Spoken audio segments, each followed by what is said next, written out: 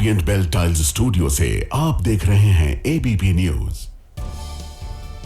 ना इधर ना उधर, हर खबर की पूरी खबर, ना लाग लपेट ना ही खबरों में खोट। आप देख रहे हैं एबीपी रिपोर्ट और मैं हूं आपके साथ शीरीन। शुरुआत करेंगे उन 4 खबरों के साथ जो हम आपको इस बुलेटिन में आगे विस्तार से दिखाने वाले हैं। पहली खबर बिहार से। वोटर लिस्ट वेरिफिकेशन के चुनाव आयोग के निर्देश पर विपक्षी दलों ने सवाल खड़े किए हैं। वेरिफिकेशन के खिलाफ दायर याचिका पर 10 जुलाई को सुप्रीम कोर्ट में सुनवाई होनी है। दूसरी खबर बिहार की बदहाल कानून व्यवस्था की है। नालंदा में 2 लोगों की हत्या तो पटना में निजी स्कूल संचालक को गोली मारी गई। वहीं मुजफ्फरपुर में लूट के दौरान इंजीनियर का मर्डर कर दिया गया।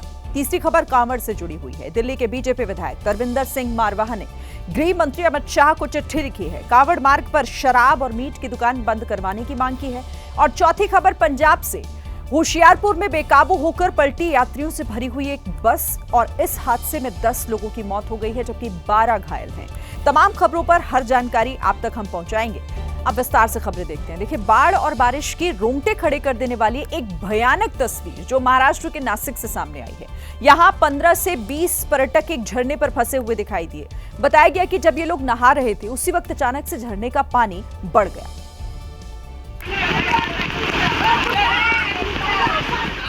जिसके बाद नासिक के डुगरवाड़ी झरने में 15 से 20 पर्यटक फंस गए। भरपूर पानी का बहाव इतना तेज था कि जो कोई भी इस झरने को पार करता वो बहता चला जाता। लेकिन फिर पर्यटकों को झरने में फंसा देख स्थानीय लोग मदद को आगे आए। स्थानीय लोगों ने सबसे पहले जितने भी लोग वहां फंसे थे उन सबको एक दूसरे का कसकर हाथ पकड़ने को कहा।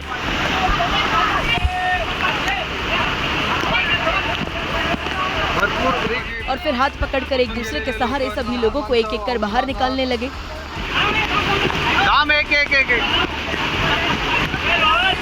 झरने में फंसे पर्यटकों को सुरक्षित बाहर निकालने में कई घंटे लगे, लेकिन स्थानीय लोगों ने सूझबूझ से सभी की जान बचा ली।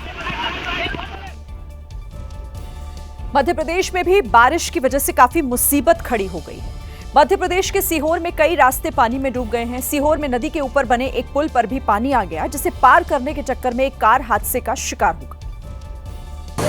और हुआ यूं कि उफनाई पार्वती नदी को पार करने के चक्कर में एक कार वहां फंस गई। पार्वती नदी के अंदर मना करते करते गाड़ी को डाल दी यार। कार ड्राइवर ने गाड़ी निकालने की बहुत कोशिश की, लेकिन कार इतनी बुरी तरह फंसी कि वहां से टस का मस नहीं हुई। इसके बाद जो लोग वहां मौजूद थे उन्होंने कार ड्राइवर को कार से बाहर आने की सलाह दी। उधर तो नहीं गाड़ी, वो तो वो बुलवाना पड़ेगी, तुम बाहर आ जाओ, तुम आ जाओ बाहर। पार्वती नदी में कार ऐसे फंसी थी कि किसी भी वक्त पलट सकती थी, क्योंकि कार का आधा हिस्सा एक तरफ झुका हुआ था। लेकिन गनीमत रही कि आसपास मौजूद लोगों ने कार ड्राइवर की मदद की और कोई हादसा नहीं हुआ।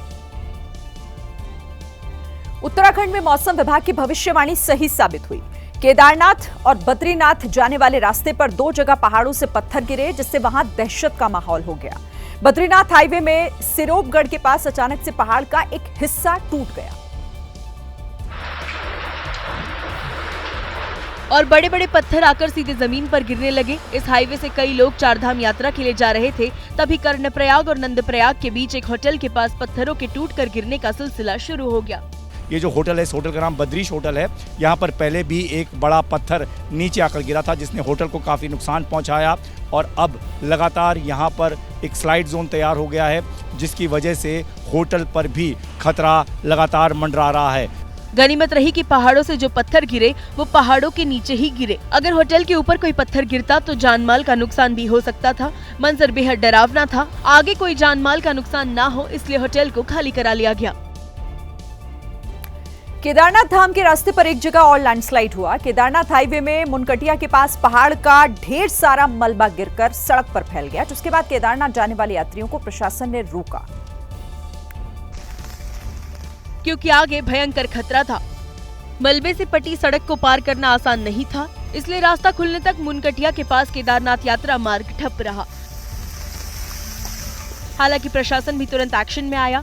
पहाड़ी से गिरे मलबे को हटाने के लिए कई मशीनें वहां पहुंच गई। इसके बाद वहां मलबा हटाने का काम शुरू हो गया, लेकिन मलबा हटाने में कई घंटे लगे, जिसकी वजह से केदारनाथ हाईवे के दोनों तरफ गाड़ियों की लंबी कतार लग गई। बता दें कि मुनकटिया की पहाड़ी पिछले 2-3 दशक से 4 धाम आने वाले श्रद्धालुओं के लिए सिरदर्द बनी हुई है, लेकिन लैंडस्लाइड रोकने के लिए कोई स्थायी समाधान नहीं हो पाया है। वहीं उत्तराखंड के पिथौरागढ़ जिले से एक हैरान करने वाली तस्वीर सामने आई है। यहां मुनस्यारी मोटर मार्ग पर भारी बारिश की वजह से सड़क पर मानो झरना फूट गया। अचानक से पहाड़ों से इतना ज्यादा पानी गिरने लगा जैसे कोई झरना बह रहा हो। ऊपर से पानी की रफ्तार इतनी तेज थी कि वहां जाने की किसी ने हिम्मत तक नहीं। इस मंजर को देखकर वहां जो भी मौजूद था उनके रोंगटे खड़े हुए। तो सड़क पर ये पानी इतनी तेजी से बह रहा है, ऐसा लग रहा है कि यहाँ कोई झरना हो। पिथौरागढ़ से ये तस्वीरें सामने आई हैं जहां पर झरने की तरह बहता हुआ ये पानी लोगों को डरा देने वाला था। अचानक से पहाड़ के ऊपर से पानी का तेज बहाव बहने लगा और आसपास खड़े लोग जहां के तहां ठहरे रह गए।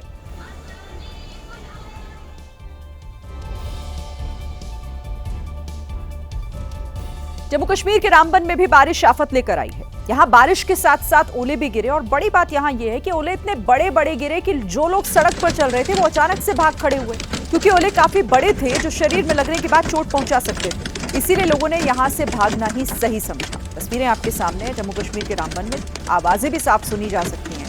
अचानक से बारिश के साथ बड़े बड़े ओले जमीन पर गिरने लगे। तो मौसम हर जगह लोगों के लिए मुसीबत बना हुआ है।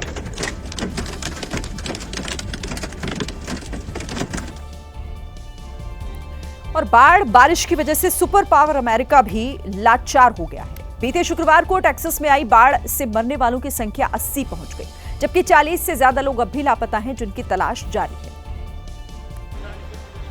अमेरिका के टेक्सास में आई बाढ़ के 3 दिन बीत चुके हैं, लेकिन तबाही अभी थमी नहीं है।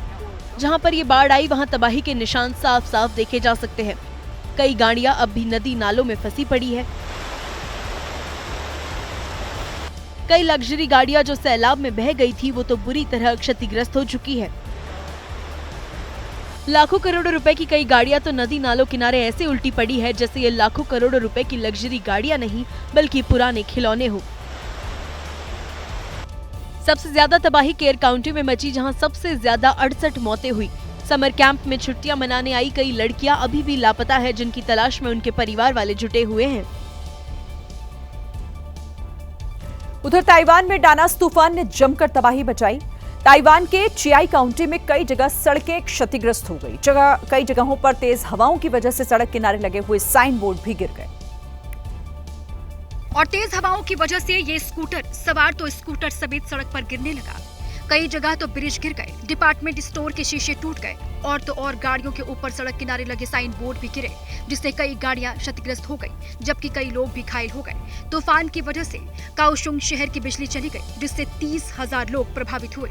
वहीं बंदरगाहों पर पानी वाले जहाजों का संचालन भी बंद करना पड़ा।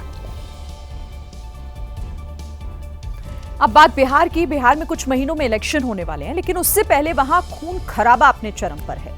देखिए, राज्य में बीते 3 दिनों की बात करें तो 3 दिनों के भीतर 8 लोगों की हत्या हुई, जिनमें कई बिजनेसमैन, इंजीनियर, यहां तक कि बच्चों तक को मार दिया गया है। कुछ लोगों की आपसी विवाद में हत्या हुई। कुछ ऐसे थे जिन्होंने लूटपाट का विरोध किया तो उन्हें मार दिया गया। कुछ ऐसे थे जिन्हें पैसों के लालच में मार दिया गया है। और देखिए, इनमें सबसे चर्चित हत्याकांड बिहार के जाने माने कारोबारी गोपाल खेमका का रहा। हत्या के 3 दिन बाद भी पुलिस के हाथ खाली हैं। बिहार की क्राइम फाइल्स में खेमका के हत्यारों का नाम अब तक दर्ज नहीं हो पाया। अभी तक बस दावे और सस्पेंस की खिचड़ी पक रही है। लेकिन माना जा रहा है कि पुलिस गोपाल खेमका के हत्यारे के बेहद करीब पहुंच चुकी है। जानकारी ये मिल रही है सूत्रों से कि शूटर की पहचान हो गई है।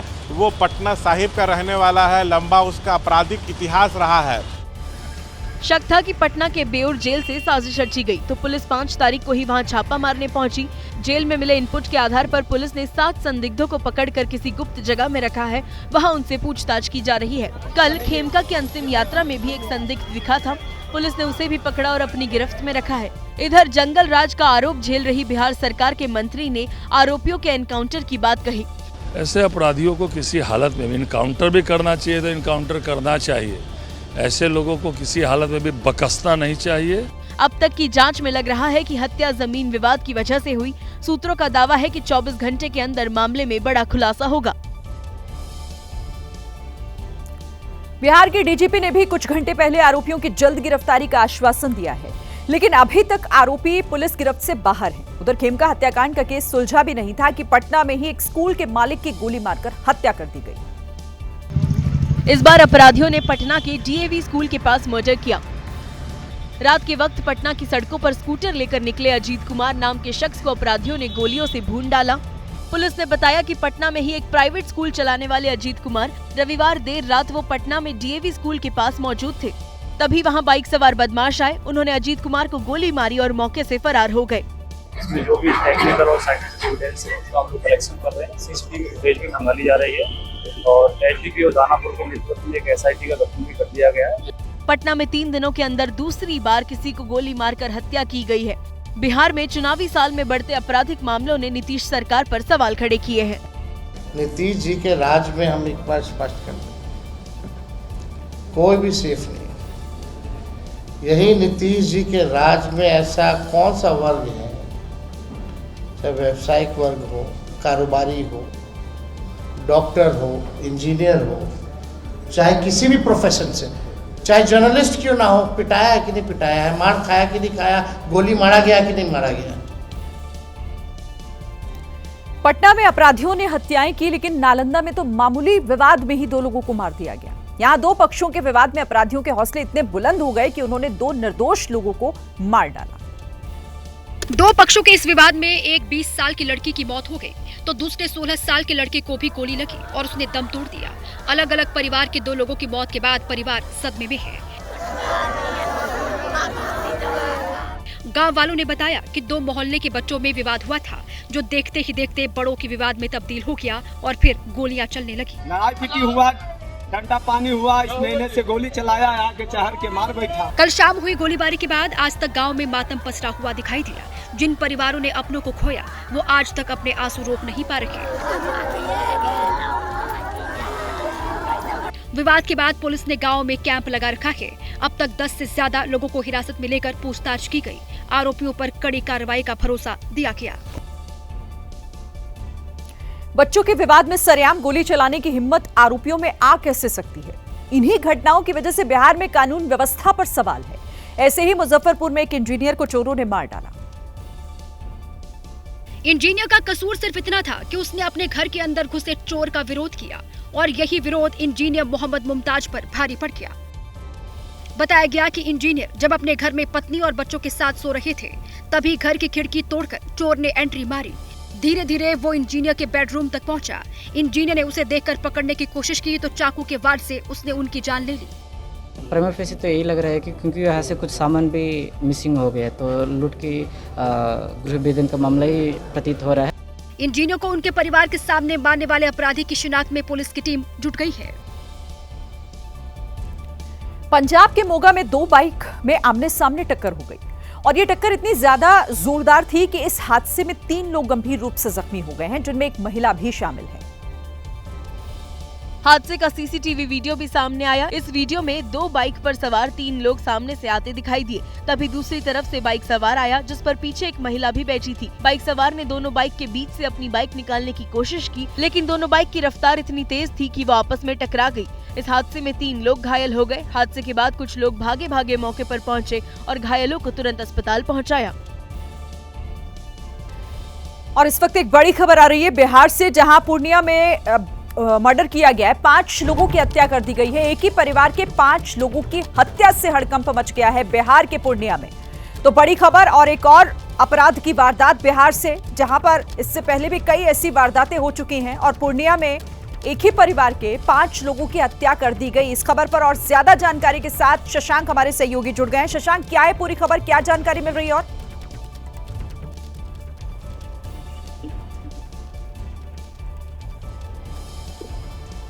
शशांक, आपको आवाज मिल रही है? चलिए, लग रहा है संपर्क नहीं हो पा रहा, लेकिन आपको इस बड़ी खबर के बारे में जानकारी दे दें कि एक ही परिवार के 5 लोगों की हत्या कर दी गई। मारपीट के बाद 5 लोगों को जिंदा जलाया गया और खबर यह भी मिल रही है कि झाड़ फूंक का यह पूरा विवाद था, जिसके बाद इस हत्या को अंजाम दिया गया। तो 5 लोग जिन्हें जिंदा जलाया गया, मारपीट भी हुई और उसके बाद उनके साथ इस तरह की वारदात को अंजाम दिया गया। और फिलहाल खबर मिल रही है कि झाड़ फूंक का यह पूरा विवाद था जिसमें हत्या की गई है। इस खबर पर अपडेट आप तक पहुंचाएंगे। बात कर लेते हैं बिहार के ही हाजीपुर की, जहां पर मुहर्रम के जुलूस के दौरान हादसे के बाद हंगामा हो गया। आक्रोशित लोगों ने एक बस में आग लगा दी और काफी देर तक लोग वहां पर बवाल करते रहे। आग से पूरी बस जलकर खाक हो गई। धू धू कर जलती ये बस अनियंत्रित होकर ताजिया जुलूस में शामिल कई लोगों को टक्कर मार दी, जिसके बाद लोगों का गुस्सा भड़क गया। नाराज लोगों ने बस को घेरकर तोड़फोड़ की और इसे आग के हवाले कर दिया। ये तस्वीरें हाजीपुर के बालीगो थाना क्षेत्र के चिकनौटा गांव की है। आगजनी की सूचना पाकर जब तक फायर ब्रिगेड की टीम पहुंचती, तब तक बस जलकर राख हो चुकी थी। सिर्फ उसका ढांचा बचा था। फायर ब्रिगेड की टीम ने आग को बुझाया और बस के ढांचे को किनारे कर दिया। बताया जा रहा है कि बस से टक्कर में 2 युवक गंभीर रूप से घायल हो गए थे, जिनको अस्पताल में भर्ती करा दिया गया। हालांकि वो खतरे से बाहर है। और बिहार के कटिहार में 2 मुहर्रम जुलूस के दौरान तनाव इतना ज्यादा बढ़ गया था कि कुछ असामाजिक तत्वों ने माहौल बिगाड़ने की पूरी कोशिश की, लेकिन पुलिस ने उनके मंसूबों को नाकाम कर दिया। ताजिया का जुलूस जैसे ही कटिहार के नया टोला इलाके में पहुंचा, कुछ उपद्रवियों ने ईंट पत्थर फेंकना शुरू कर दिया। महावीर मंदिर में भी ईंट पत्थर फेंके गए, जिसके बाद तनाव बढ़ गया। मंदिर परिसर में ईंटें बिखरी मिली। आसपास के घरों के शीशे भी इन लोगों ने तोड़ दिए। घटना की खबर मिलते ही मंदिर के आसपास भारी भीड़ जमा हो गई। माहौल को देखते हुए इलाके को पुलिस छावनी में तब्दील कर दिया गया, लेकिन पत्थरबाजों ने पुलिस को भी नहीं छोड़ा। पुलिस को मार रहा है। रुक जाइए, रुक जाइए। आप सभी लोगों से प्रशासन के बड़े अधिकारियों के साथ बिहार के पूर्व डिप्टी सीएम तारकेश्वर प्रसाद भी घटना स्थल पर पहुंचे। जो दर्शक के रूप में मोहल्ले के लोग खड़े थे, उन पर बिना कारण हमला किया और पत्थरबाजी की। अधिकारियों ने मंदिर और घटना स्थल का जायजा लिया और आरोपियों पर कठोर कार्रवाई की बात कही। बिहार में मुजफ्फरपुर के बरियापुर थाना क्षेत्र में भी जुलूस के दौरान 2 पक्ष आमने सामने आ गए। कहासुनी से शुरू हुआ विवाद पत्थरबाजी में बदल गया और हमले में कुछ लोग घायल भी हुए, जिसके विरोध में बड़ी संख्या में लोग सड़क पर उतरकर हंगामा करने लगे और पुलिस से आरोपियों के खिलाफ एक्शन लेने की मांग करने लगे। आया बस पर्सनल लेवल पर हमको मारा था, हम लड़वा खा के बैठ गया उस पर सब मिल करके। खाली पजरा में कोई लाश से मारता, कोई फैट से मारता। जा रहे थे सुई लेने एम्बुलेंस में। बढ़ते तनाव को रोकने के लिए बड़ी संख्या में पुलिस बल को तैनात कर दिया गया।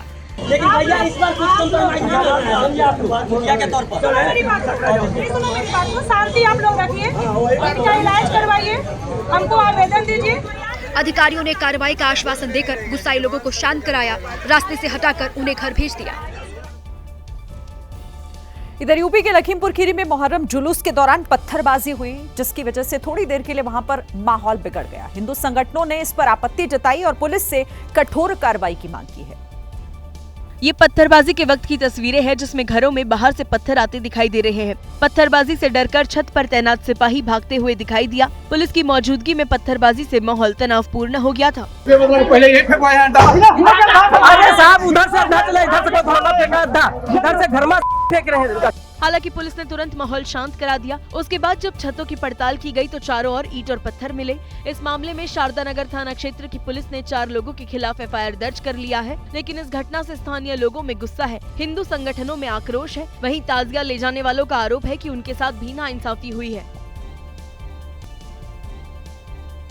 राजस्थान के धौलपुर में भी मुहर्रम जुलूस के दौरान हंगामा हो गया। जिस रास्ते से ताजिया जुलूस निकाला जा रहा था, उसी रास्ते पर हिंदू समुदाय के लोग एकादशी का पाठ कर रहे थे और इसी दौरान धार्मिक टिप्पणी को लेकर विवाद हो गया और पत्थरबाजी शुरू हो गई। लोग घरों से लाठी डंडे लेकर निकल गए और एक दूसरे पर हमला कर दिया। दोनों पक्षों में काफी देर तक हंगामा होता रहा। इस मारपीट में कुछ लोगों को हल्की चोटें भी आई। सूचना मिलने पर एसपी सुमित मेहरना भारी पुलिस के साथ मौके पर पहुंचे और लोगों को शांत कराया, लेकिन हालात को देखते हुए वहां बड़ी संख्या में पुलिस बल तैनात करना पड़ा। बताया जा रहा है कि एकादशी पाठ और ताजिए में शामिल साउंड की आवाज की वजह से विवाद हुआ। दोनों ओर से आवाज कम करने के लिए कहा जा रहा था, लेकिन कोई तेज आवाज को कम करने के लिए तैयार नहीं था। हालांकि झड़प के बाद पुलिस ने दोनों कार्यक्रम शांति से संपन्न करा दिए। यूपी से लेकर उत्तराखंड तक कांवड़ मार्ग को लेकर माहौल इस वक्त गर्म है। अभी तक ढाबों के नेम प्लेट पर हंगामा मचा था। अब प्रशासन ने शराब और मीट की दुकानों को लेकर नया नोटिस जारी कर दिया है। हरिद्वार में कांवड़ यात्रा को सकुशल संपन्न कराने को लेकर अंतर्राज्यीय समन्वय गोष्ठी का आयोजन हुआ। वहीं हरिद्वार प्रशासन ये फैसला ले चुका है कि कांवड़ यात्रा के मार्ग में शराब की जो 14 दुकानें पड़ती हैं, उन्हें 10 जुलाई को पर्दे से ढक दिया जाएगा। इधर शामली नगर पालिका ने मीट की उन दुकानों को भी नोटिस जारी कर दिया है जो कांवड़ यात्रा के मार्ग में पड़ती हैं। इन दुकानदारों से कहा गया है कि 11 जुलाई से 25 जुलाई तक मीट की दुकानों को बंद रखा जाए ताकि किसी तरह की परेशानी न हो। एक तरफ प्रशासन की सख्ती है तो दूसरी तरफ सियासत। उत्तर प्रदेश के 9 साल की सरकार और दिल्ली की 11 साल की सरकार, 11 और 9 20 साल की सरकार में ना कांवड़ियों के लिए कोई ऐसा कॉरिडोर बनाए जहां वो सुरक्षित और पवित्रता के साथ व्यवस्थित होकर के चल सके। कांवड़ियों का एक बड़ा समूह दिल्ली से होकर भी गुजरता है। दिल्ली में सरकार बदलने के बाद पहली कांवड़ यात्रा हो रही है और ऐसे में दिल्ली का माहौल भी गरमाया हुआ है। इसकी वजह है जंगपुरा से बीजेपी के विधायक तरविंदर सिंह मारवाह की ये चिट्ठी जो उन्होंने गृह मंत्री अमित शाह को लिखी है। मारवाह की मांग है कि कांवड़ यात्रा के दौरान दिल्ली में सभी मीट और शराब की दुकानें बंद की जाएं। मारवाह ने ये भी कहा कि अगर शराब और मीट की दुकान बंद होती है तो ठीक है, नहीं तो जोर जबरदस्ती से शराब और मीट की दुकान बंद करवाई जाएगी। मैंने पहले ही कह दिया आपको कि हम जोर जबरदस्ती ही नहीं करना चाहते, लेकिन जोर जबरदस्ती की अगर जरूरत पड़ी तो हम करने को भी तैयार हैं, क्योंकि हमने अपने अमृत को मंदिरों में पूरे पवित्र की से पहुंचाएंगे। हालांकि दिल्ली के मंत्री मनजिंदर सिंह सिरसा की सोच मारवाह से अलग है। वो कह रहे हैं कि जो होगा कानून के तहत होगा, जोर जबरदस्ती का अधिकार किसी को नहीं है। यूपी पुलिस ने धर्मांतरण के आरोप में जमालुद्दीन उर्फ झांगुर बाबा को गिरफ्तार कर लिया है। गिरफ्तारी के बाद झांगुर बाबा के खिलाफ कई मामले सामने आने लगे हैं। देखिए, कहा जा रहा है कि अब ईडी भी झांगुर बाबा की संपत्ति की जांच करने वाली है जो 100 करोड़ रुपए की बताई जा रही है। जमालुद्दीन उर्फ झांगुर बाबा पर आरोप है कि वो धर्मांतरण का नेक्सस चला रहा था। आरोप है कि इस नेक्सस की बदौलत ही उसने देश के कई हिस्सों में संपत्ति खरीदी। दावा है कि झांगुर बाबा ने पुणे के लोनावला में 16 करोड़ रुपए की संपत्ति खरीदी है। बलरामपुर से धर्मांतरण का रैकेट चलाने वाले झांगुर बाबा पर आरोप है कि उसने 40 से ज्यादा फर्जी संस्थाएं बना रखी हैं। आरोप तो यह भी लग रहा है कि विदेशों से भी फर्जी खातों में फंड ट्रांसफर किए जाते थे। अब यूपी एटीएस इस मामले में ईडी को रिपोर्ट भेजने की तैयारी में है, जिसके बाद मनी लॉन्ड्रिंग एक्ट के तहत भी इस मामले की जांच हो सकती है। यही है वो झांगुर बाबा जिस पर देश भर में धर्मांतरण का रैकेट चलाकर 100 करोड़ रुपए की संपत्ति बनाने का आरोप है। यूपी के बलरामपुर में इस झांगुर बाबा ने कई आलीशान कोठियां बनाई हैं। इस बाबा के पास कई लग्जरी गाड़ियां हैं और अब ये सब कुछ जांच के दायरे में है। बलरामपुर में बने इस फार्म हाउस को देखकर अंदाजा लगाया जा सकता है कि झांगुर बाबा के पास कितनी संपत्ति होगी। जलालुद्दीन उर्फ झांगुर बाबा पहले यूपी के बलरामपुर में अंगूठी बेचता था। बाद में मुंबई में मशहूर हाजी अली दरगाह पर भी अंगूठी बेचने जाने लगा और इसी के बाद इसकी आर्थिक स्थिति बदलने लगी और दावा किया जाने लगा कि झांगुर बाबा के पास 100 करोड़ रुपए की संपत्ति है। झांगुर बाबा के पास सकूत संपत्ति हो गई तो उसने अंगूठी बेचने का धंधा छोड़ दिया और पीर बनकर लोगों को दुआएं देने लगा। लेकिन आरोप है कि इसकी आड़ में वो धर्मांतरण का धंधा चला रहा था। झांगुर बाबा सबसे पहले तब चर्चा में आया जब उसने मुंबई के एक पति पत्नी और उसकी बेटी का धर्मांतरण कराया। झांगुर बाबा ने नवीन रोहरा को जमालुद्दीन नाम दिया और उसकी पत्नी नीतू को नसरीन नाम दिया। जिस पति पत्नी का झांगुर बाबा ने धर्मांतरण कराया वो मुंबई का बेहद ही रसूखदार परिवार था, जिसके बाद ये परिवार बाबा के साथ ही उसके बलरामपुर वाले आवास में रहने लगे। बताया जाता है कि हिंदू युवतियों को प्रेम जाल में फंसाकर उनका धर्मांतरण कराने वाले गिरोह का मास्टरमाइंड झांगुर बाबा ही था। झांगुर बाबा ने जगह जगह अपने एजेंट तैयार किए हुए थे और उन्हें ट्रेनिंग देकर हिंदू लड़कियों का प्रेम जाल में फंसाने का काम होता था। ये बात भी सामने आई है कि अलग अलग जाति के लोगों का धर्मांतरण करवाने के लिए अलग अलग रकम फिक्स की गई थी। इस बाबा ने किताब भी छपवाई है जिसके जरिए ये इस्लाम का प्रचार प्रसार करने का काम किया करता था। यूपी एटीएस ने न सिर्फ 50,000 रुपए के इनामी झांगुर बाबा को गिरफ्तार किया बल्कि गिरोह के सदस्य नीतू उर्फ नसरीन को भी पकड़ लिया। बताया जा रहा है कि इस गिरोह के सदस्यों ने पिछले कुछ समय में इस्लामी देशों की 40 से ज्यादा यात्रा की। विदेशों में भी इनके बैंक अकाउंट बताए जा रहे हैं। जानकारी प्राप्त हुई कि इसके द्वारा अपने एजेंट्स के माध्यम से कन्याओं को फांसकर उसके बाद उन्हें धर्म परिवर्तन के लिए प्रेरित किया जाता है। जानकारी प्राप्त हुई कि 100 करोड़ से अधिक विदेशी फंडिंग इन्हें प्राप्त हुई है, जिसका इस्तेमाल ये धर्मांतरण के लिए करते हैं। यूपी पुलिस को भी ये पता है कि इस गिरोह का नेटवर्क पूरे देश में फैला है और धर्मांतरण के लिए सबसे ज्यादा फंड खाड़ी देशों से ही आया है, जिसकी जांच की जा रही है। कुछ दिन पहले लखनऊ की रहने वाली एक लड़की को अबू अंसारी नाम के एक लड़के ने प्यार के जाल में फंसाया था। जांच में पता चला कि अबू ने लड़की को अपना नाम अमित बताया था और यहीं से इस मामले का खुलासा होने लगा। पीड़ित लड़की ने बताया कि अबू अंसारी उसे छांगुर बाबा की दरगाह पर लेकर गया। यहीं पर उस लड़की की मुलाकात नीतू उर्फ नसरीन और नवीन उर्फ जमालुद्दीन से करवाई। इन लोगों ने उस लड़की का ब्रेन वॉश किया और उसे इस्लाम धर्म स्वीकार करवाया। इस्लाम धर्म स्वीकार कराने के बाद उस लड़की का नाम अलीना अंसारी रख दिया गया। कुछ दिन पहले ही लखनऊ में उन लड़कियों की घर वापसी कराई गई जिन लड़कियों को प्रेम जाल में फंसाकर इस्लाम धर्म अपनाया गया था। इस गिरोह का शिकार हुई लड़कियां यूपी के अलग अलग जिलों से थीं, जिनका धर्म बदलकर उनका नया नाम रख दिया गया था। जांच में ये पता चला है कि ब्राह्मण, सिख या क्षत्रिय लड़की का धर्मांतरण कराने के लिए एजेंट को 15 लाख रुपए दिए जाते थे। इसी तरह पिछड़े वर्ग की लड़की का धर्मांतरण कराने के लिए 10 से 12 लाख रुपए एजेंट को मिलते थे और अन्य जाति की लड़कियों का धर्मांतरण कराने पर एजेंट को 8 से 10 लाख रुपए दिए जाते थे। जांच में अब तक इस धर्मांतरण गैंग के 18 सदस्यों का पता चला है, जिसमें छांगुर समेत 4 लोग गिरफ्तार किए जा चुके हैं और 14 की तलाश चल रही है। मुंबई में मनसे कार्यकर्ता मराठियों के साथ भी गुंडई करने पर उतारू हो गए हैं। मनसे के नेता के बेटे ने एक महिला के बीच सड़क पर भद्दी भद्दी उसे गालियां दी और धमकाया भी। वीडियो वायरल होने के बाद इस पर सियासत शुरू हो गई है। नशे में धुत होकर लड़की को गाली देने वाला ये युवक राज ठाकरे की पार्टी का नेता जावेद शेख का बेटा है। आरोप है कि इसने पहले लड़की की गाड़ी में टक्कर मारी, अपने बाप का नाम लेकर धमकी भी दी। ठाण्याला जा, जावेद शेख कोण है विचार, आणि तो माझा बाप है। लड़की ने जब विरोध किया तो गाड़ी से निकलकर उसके सामने खड़ा हो गया। वहाँ पर पुलिस भी मौजूद थी। अरे ड्रायव्हिंग करतोस तू, गाडी ठोकली लोकांची येऊन। अरे पैसे 150 गालीमध्ये। काफी देर तक महिला और मनसे नेता जावेद शेख के बीच बहस होती रही। इसी बीच इस युवक ने उसे खूब गालियां दी, जबकि ये महिला मराठी भाषी है। इसी को मुद्दा बनाकर शिंदे गुट के नेता संजय निरुपम ने सोशल मीडिया पर एक पोस्ट किया, जिसमें लिखा, नशे में धुत अधनंगा, मराठी स्वाभिमान की रक्षा करने का दावा करने वालों का असली चेहरा देखिए। संजय निरुपम ने सवाल उठाते हुए पूछा, क्या इन्हीं मुसलमानों के दबाव में मनसे वाले हिंदुओं पर हमला कर रहे हैं? मुंबई से शुरू हुआ मराठी हिंदी विवाद यूपी तक पहुंच गया है। सोशल मीडिया पर वायरल एक वीडियो में मराठी युवक से भोजपुरी बोलने के लिए दबाव डालते हुए देखा गया। दावा किया जा रहा है कि ये वीडियो उत्तर प्रदेश का है, जहां एक दुकान पर मराठी युवक काम करता है। कुछ लोग उसके पास आए और भोजपुरी बोलने के लिए दबाव बनाने लगे। भोजपुरी जानते? भोजपुरी क्यों नहीं जानते? भोजपुरी तो हम यहाँ महाराष्ट्र में नहीं है, हम यहाँ यूपी में हैं।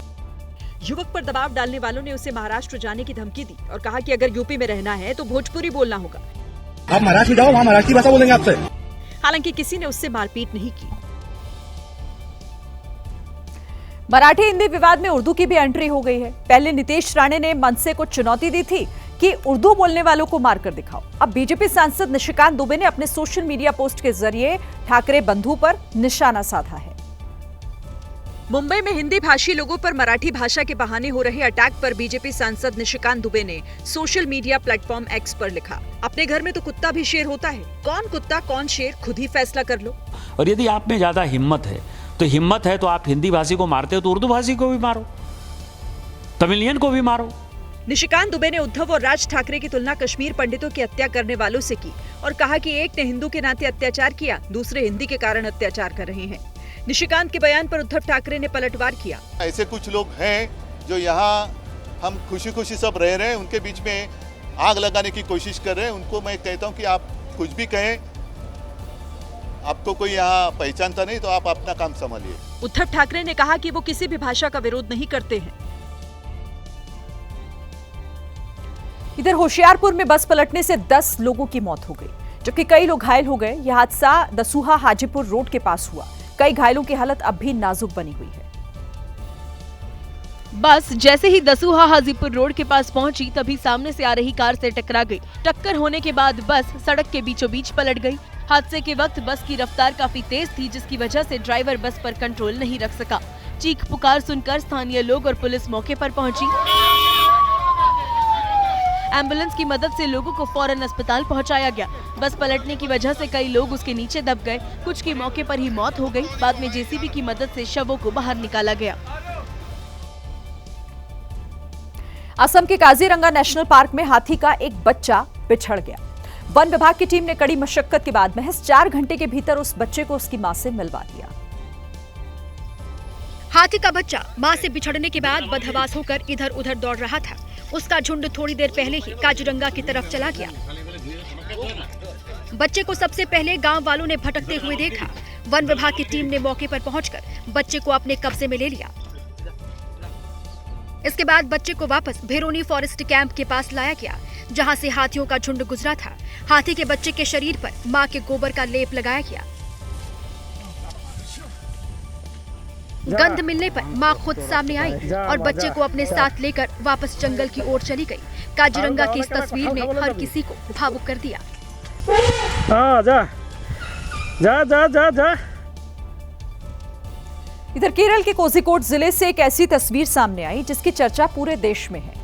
महिला फॉरेस्ट अफसर का एक वीडियो सामने आया है जिसमें वो सिर्फ 6 मिनट में खतरनाक किंग कोबरा का रेस्क्यू करती हुई दिखी।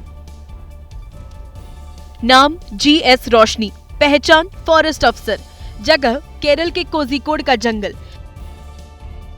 इस वीडियो को ध्यान से देखिए।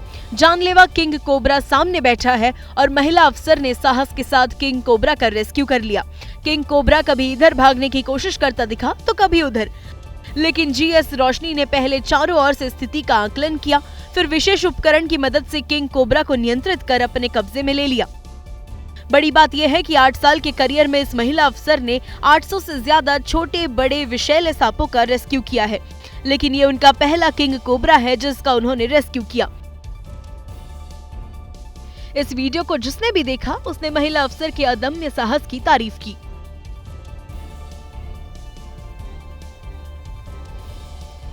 लेकिन बिहार के हाजीपुर में कोबरा को रेस्क्यू करना जानलेवा साबित हुआ। रेस्क्यू के दौरान कोबरा के काटने से एक शख्स की मौत हो गई है। सांप पकड़ने वाले शख्स की मौत का वीडियो भी सामने आया जो बेहद डरावना है। इस वीडियो में दिखा कि सांप पकड़ने के बाद वो शख्स सड़क पर ही करतब दिखाने लगा। इसी दौरान सांप ने उसे डस लिया, जिससे लेकिन डॉक्टर के पास जाने की बजाय सांप के डसने वाली जगह को कपड़े से बांध दिया और फिर प्लास्टिक के डिब्बे में सांप को बंद करने की कोशिश करने लगा। लेकिन जहर का असर होने के बाद वो शख्स वहीं गिर गया और कुछ ही देर में उसकी मौत हो गई। तस्वीरें देखिए आप। रेस्क्यू की कोशिश की गई। रेस्क्यू के दौरान किस तरीके से इस शख्स को पहले सांप ने डसा, लेकिन ये डॉक्टर के पास नहीं गया और कुछ ही देर बाद इसकी मौत हो गई। इधर यूपी के झांसी से इंसानियत को शर्मसार कर देने वाली एक घटना सामने आई है, जहां पर एक सिरफिरे शख्स ने कुत्ते को अपने स्कूटर से बांधकर 1 किलोमीटर तक घसीटा है।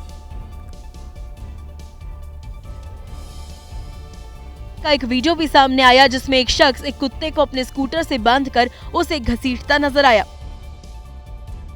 सिरफिरे आदमी ने कुत्ते के 2 पैरों को रस्सी से बांध रखा था और उस रस्सी को स्कूटर से बांधकर उसे सड़क पर 1 किलोमीटर तक घसीटता रहा।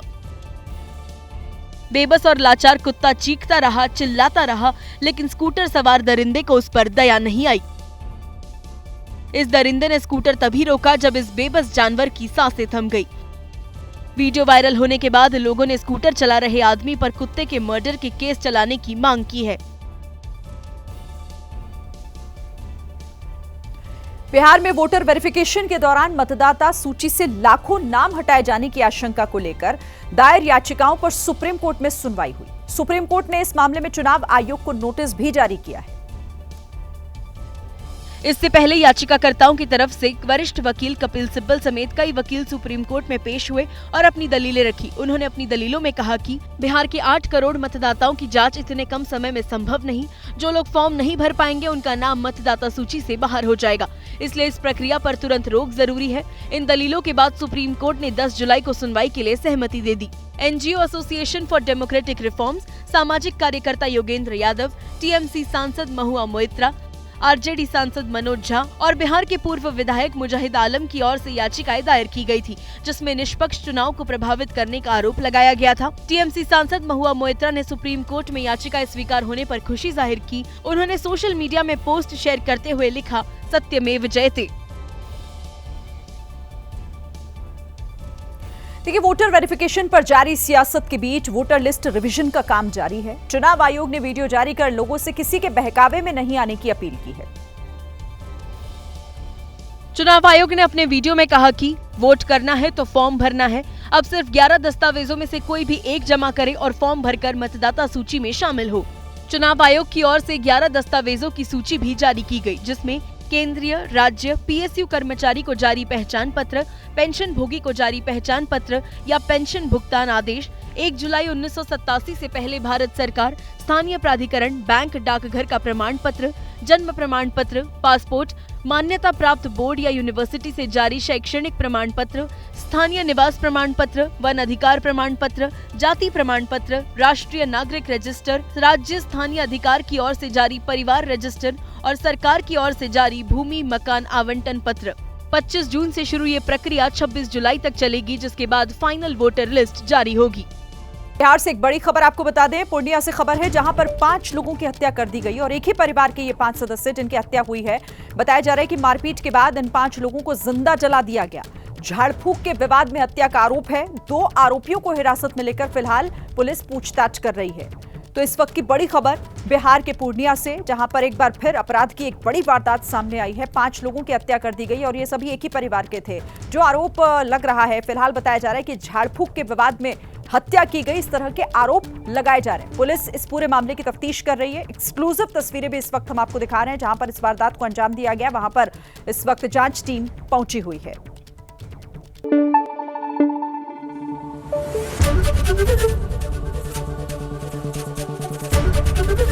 एबीपी न्यूज आपको रखे आगे।